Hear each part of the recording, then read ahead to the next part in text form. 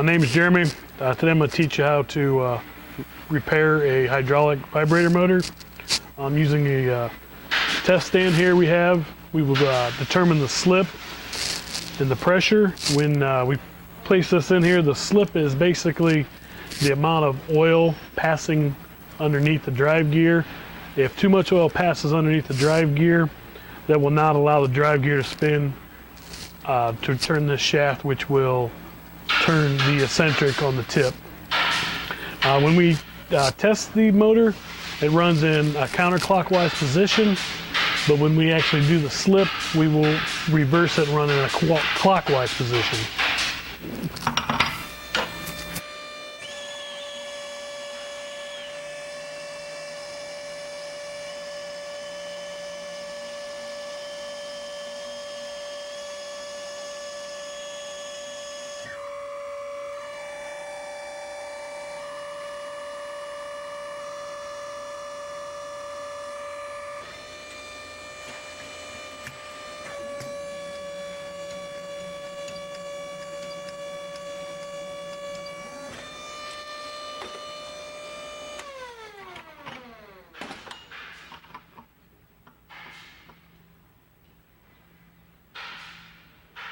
And after checking the slip here with our unit, we will go ahead and take it apart to check for any visual damage to the motor.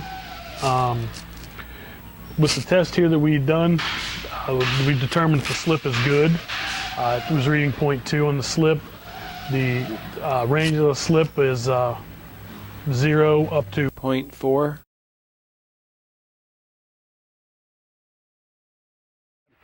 Now after placing it in this jig here, we're going to take these two cap screws out and inspect the end cap for any damage.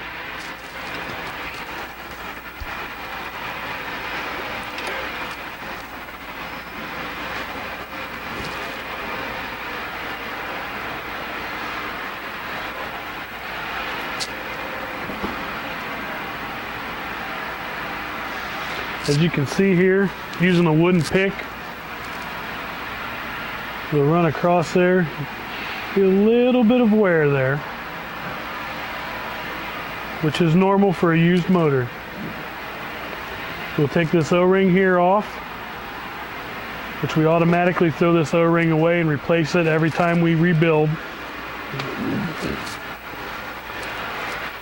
I'll take this end cap and lay it over here on this 600 grit wet dry paper to sand out the marks.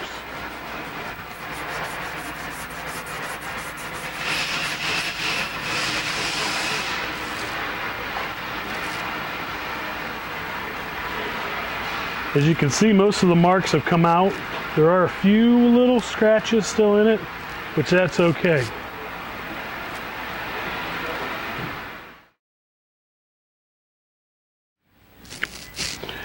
When sanding the end cap here, after sanding it for maybe up to a minute at the most, if you can't remove most of the markings, you probably need to replace the end cap.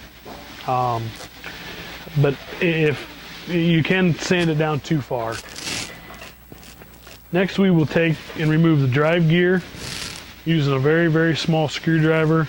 We'll stick it down in the middle of the shaft and apply pressure to the side as we pull it out.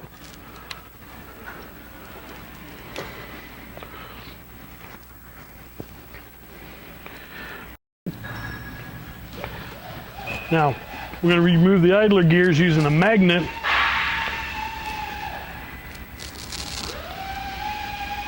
We'll pull these gears out. Again, we will visually inspect for any wear, debris, chips. If they're not seeing any,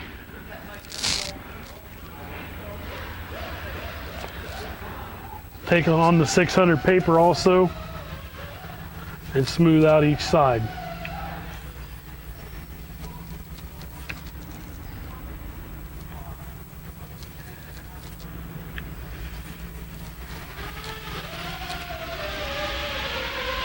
Then visually inspect again.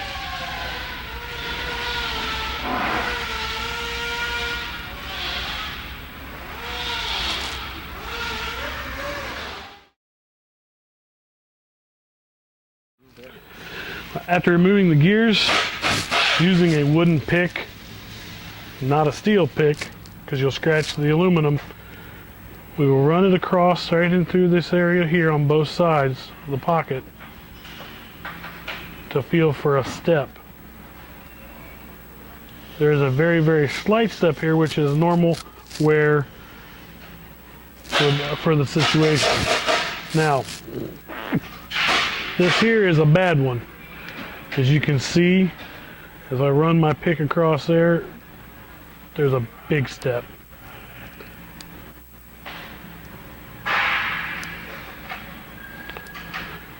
In this instance, this is what's happened. The drive gear has eaten down into the body, which in turn allows the gear to be pushed up and the fluid to bypass underneath.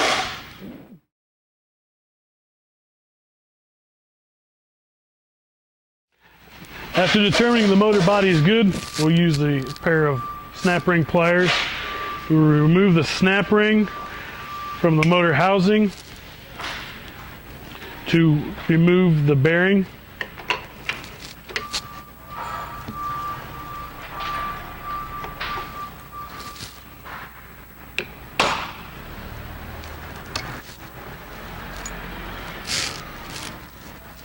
We will always throw the machined washer away. Always replace it every time you rebuild.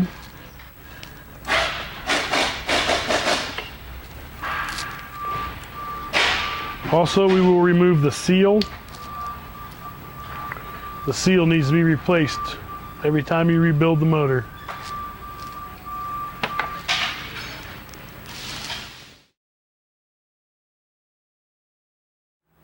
Okay, now we will determine the wear on the shaft. We will visually inspect for excessive wear or dense grooves, because if the weight slides on here and if this is rounded at all, then the motor will just spin and the weight will not spin. The shaft here looks really good. We will take this snap ring off that holds the bearing onto the shaft. We will automatically throw this away and replace it every time. We'll press the shaft out of the bearing. We will throw the bearing away also. Using this tool here, we will push the pin out.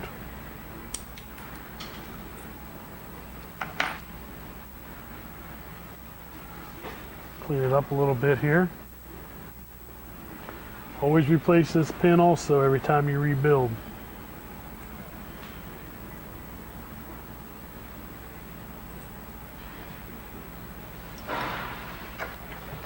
Press it back into place. Make sure it spins freely with no drag. And place the snap ring back on.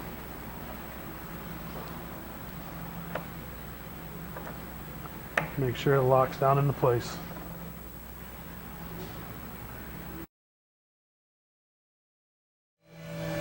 Using the solvent, we would, in a brush, we would clean up all of our parts, get all the oil, any excess debris or anything else, blow all the solvent and everything off before we reassemble.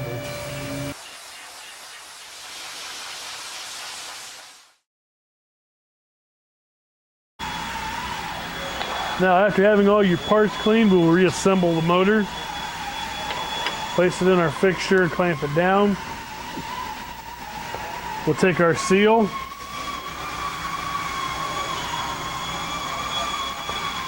We'll cover this hole here with grease for lubrication for the drive shaft to slide through. Place a little grease here on this O-ring. We'll set it in. Evenly press down. Put into place. Next, we'll take this machined washer, putting the lip down We will set it on top to seal.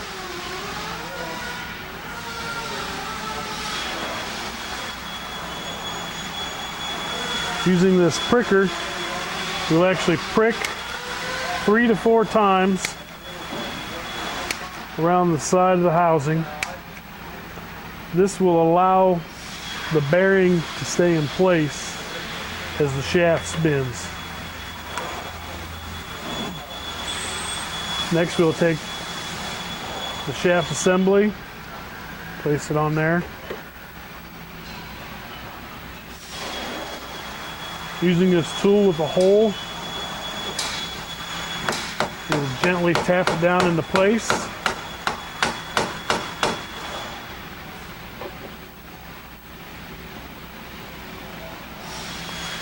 Then we will take the snap ring, place the snap ring on.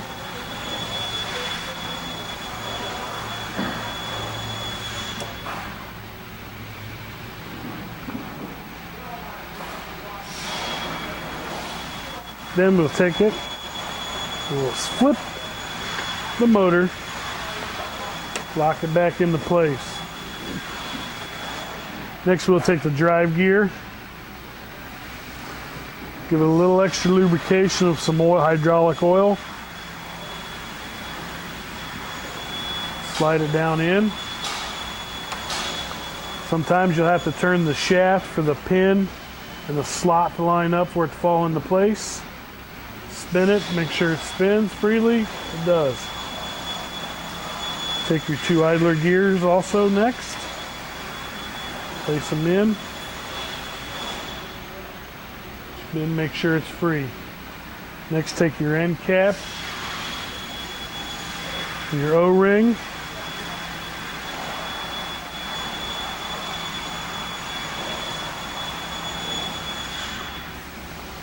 line up your screw holes, take your cap screws, give them a little bit of oil because you have metal on aluminum.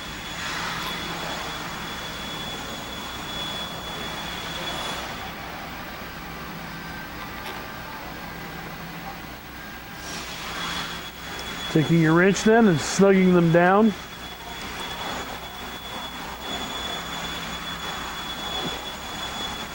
Then we'll take a torque wrench, which is inch pounds. We'll set it at 240 inch pounds. If you have a foot-pound wrench, it will be 20 foot-pounds.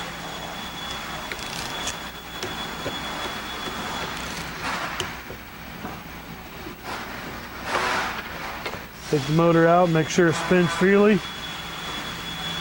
That's how you repair a vibrator motor.